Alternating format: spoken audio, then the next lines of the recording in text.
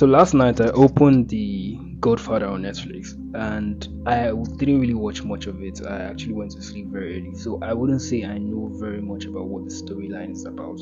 But I know it has something to do with the Italian mafia and everything. And that got me thinking, like, as a creator, how can you relate to this storyline? And like I said, I don't want to jump into any conclusions. I don't really know much about what the Godfather is. But then again, I would just jump into the conclusion and say it's about dealing drugs and the principle of the mafia. And so that got me thinking, like I said, about being a creator and how I can relate. And that made me come to the idea of create like you're a drug dealer. Create like you're a drug dealer. So you might be wondering what exactly are you going to trying to go at? What exactly do you want to speak on in this situation? Like, why would you say create like a drug dealer when I'm not a drug dealer? There's a reason I don't want to be a drug dealer, because it's illegal. But at the same time, like I said, just follow me and maybe you understand what I mean by this. So one of the biggest things you would understand from either any drug cartel or any mafia, please, if you're I don't want to something you're going to realize from all of these things is that there is always this huge principle that is guarded with almost with life. And it's like there's a huge principle and there's a huge consequence for every of your behavior.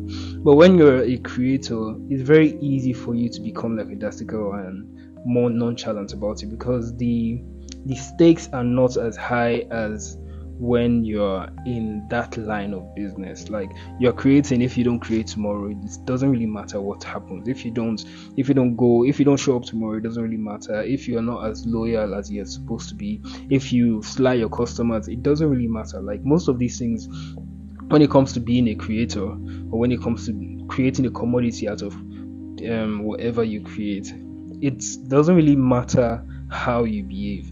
Like, it doesn't really affect many people and doesn't really affect your life in terms of like the direct sense. It's more like an indirect way of affecting you. But at the same time, it's very important to notice that if you don't have that discipline, like I said, it doesn't affect directly, but it will actually affect you indirectly and in some sense. So one of the biggest things that I've learned from watching a couple of cartel videos or a couple of cartel movies or about like Pablo Escobar and all those things is, number one, is loyalty. Like, you have to be loyal to whoever you're doing business with. And so when it comes to creating, you have to be loyal to your audience, you have to be loyal to your story, you have to be loyal to your content and your context, in the sense where you don't really backstab, or you don't really sly your audience and give them something that isn't really what they came for. So that's one of the relationships, that's one of the ways to think about it. Like, if you don't want to be, same way you don't want to be a drug dealer that maybe puts like fentanyl inside your coke or something, you also don't want to be the creator that gives a content that isn't really what your customer came for, or isn't really what your audience came for. So that's one of it. But aside that, there's a lot of other things that goes into creating, and there's a lot of rules and regulation that goes into dealing with not necessarily anything illegal, but not. I'm just using drugs as a way to explain that. So sorry about the sound of the dog outside. But like I said, number one is staying loyal. Number two is being disciplined. Like, you cannot be the kind of person that shows up today and doesn't show up tomorrow. Like, that consistency has to be there when you know that there are people whose lives are like bound by your coming or showing up. And so when you're creating, you have to think of your artwork, or you have to think of your creation in that sense. You have to think of it in the sense where, sorry about those sounds, but anyways, you have to think of it in the sense where, sorry. So aside that principle, another principle is another, I don't know how to use the word, another drug dealing principle that you can use as a creator is never getting high on your own supply. So it's one of those things that I've been having issues with.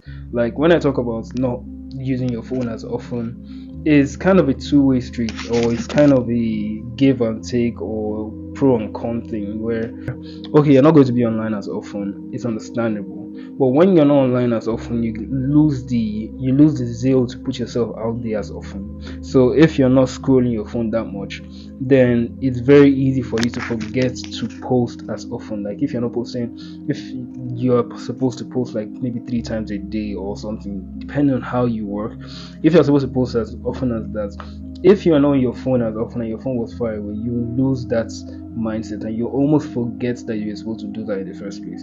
So when I was having those issues, like I can say, okay, I don't want to press my phone anymore. But that same day, I would end up not posting anymore, or end up not posting as often as I would have wanted to. So it can be a very weird situation, or a very give and take situation or back and forth situation where you want to be online enough for you to post your work, but you don't want to be online enough for you to gather too much information or for you to doom scroll online.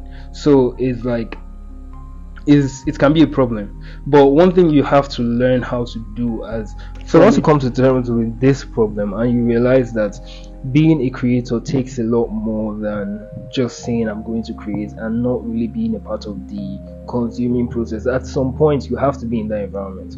But once you realize that you have to double as a consumer and also a creator, a consumer and also a producer, that's when you become a much better and acceptable artist, because then you know very well that you are seeing more inspiration as often as possible, and at the same time you are able to create.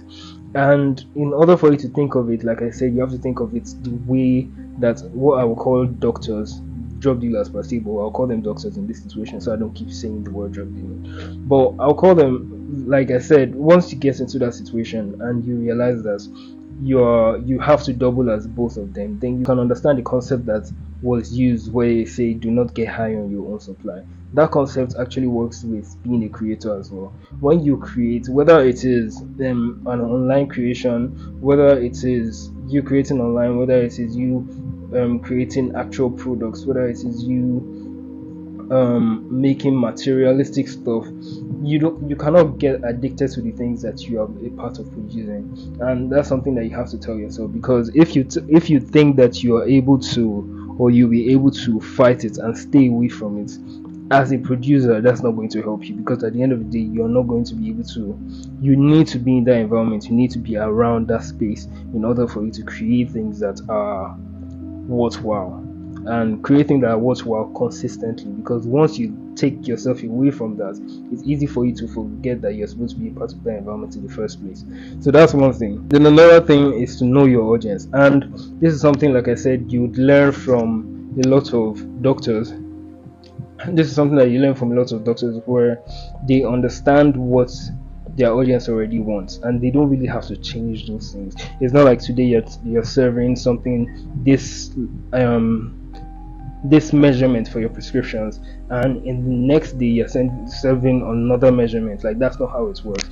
At some point you have to understand your customers, and you have to understand what they want from you, and you have to keep creating that same thing over and over again. And even if there are going to be innovations, there are going to be tiny innovations over time, and it's something I've spoken about countless times before, so I don't want to go back into that. But after that, the next one is your understanding of psychology. So one thing about your psychology the one thing about the psychology of a drug dealer that I've realized is that most of the time they think of it like it is a life and death situation, where they have to be in that space, they have to be there at that time, they have to wake up, they have to have a very strict idea of time, they have to be, even sometimes their work ethic is a lot better than many creators' work ethic. It's better than many businessmen's work ethic. And that's something that if you read a book like I think it's the 50th Law by 50 Cent or something, and he's explaining how being a drug dealer in the first place made him a better businessman, or a better manager, or a better creator. That's enough for you to understand that there's something about the psychology of a drug dealer that you have to learn from. And if it takes you actually studying these things, don't study the legal parts. I'm not the one that told you to go and study legal things. But if you're actually going to do something and you want to create and you want to have a very good work ethic, it's very nice for you to learn from most of the anything that is related to a life death situation, a high stake situation. So whether it is something illegal, whether it is something in the crime aspect, I'm not saying that you should go and do crime, but study and understand the mindset that allows people to do this consistently over time. And once you understand this from them, because these people are the ones doing it, that in a situation where there's no respawn, there's no once you are gone, you're gone. Like once you are lost, you're lost. In those situations, it's not the same way as a creator, where once you create something and it doesn't work out, you're still alive to do it the next time. So if you learn that mindset and you bring that mindset into a more low stake situation, you become so much better of a winner than many of the other people who don't have that same stake or don't conceptualize that same stake when it comes to making art. So like I said, if you're an artist, number one, you should have the discipline of a dealer. Number two, you should have the mindset of never get high on your own supply. Number three, you have to work on your psychology. Number four, you have to know your audience. Like, I'm not listing these things on a scale right now. I'm just telling you these are the things that you have to learn how to do. And once you learn how to do these things, I believe that you're going to become a better artist. Like, your artwork and your creation process will be more of a relief for you, and it will be more of a business for you. And that's something that many creators don't understand, where they don't really understand the business aspect, they don't really understand the production aspect, where it is a commodity you're creating. Obviously you're creating art, and art is such a beautiful thing to create. Art is so aesthetic, art is so nice and everything, but at the same time, it's not just about the mindset. Somehow, in some way, you're creating a commodity, and you have to think of it as a business. So take time, study crime books, study thriller, study whatever it is that is important for you to study, in order for you to have the same mindset as these people, but bringing it into the more legal art, bringing it into the more legal business structure. And once you do that, and you're able to do that consistently over time, I believe that you're going to have I'm going to create something better. So sorry, my light just went off. By the way, I'm done with this conversation, and I will see you next time. Thank you very much for listening, and I will see you in another video. Please don't forget to like this video, subscribe to this channel, and share it to many other people who will need to hear this conversation. And I will see you another time.